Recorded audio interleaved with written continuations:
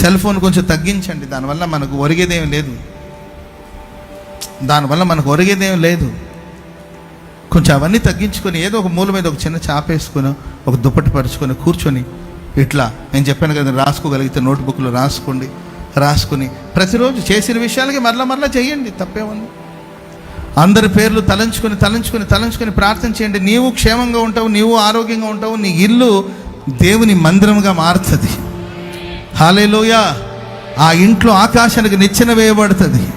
ఆ ఇంట్లోనికి దేవదూతలు దిగుతూ ఉంటారు, ఎక్కుతూ ఉంటారు. అంతేకాదు, ఎందుకు దిగి వచ్చారంటే నీవు చేసే ప్రార్థన అంటే తీసుకెళ్ళడానికి వస్తారు వాళ్ళు.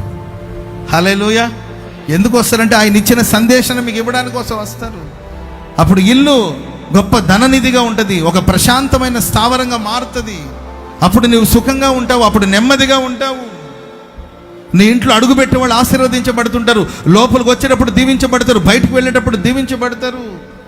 ఇంట్లోకి రాగానే నీ భర్తకు ఒక ప్రశాంతమైన అనుభూతి కలుగుతుంది. ఇంటికి రాగానే నీ పిల్లలంతా కూడా ప్రశాంతమైన వాతావరణంలోకి వచ్చేస్తారు.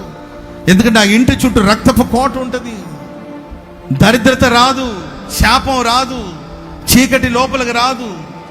ఇల్లు ఘనంగా ఉంటుంది. ఒక ప్రశాంతమైన అనుభూతిని మీరు పొందగలుగుతారు.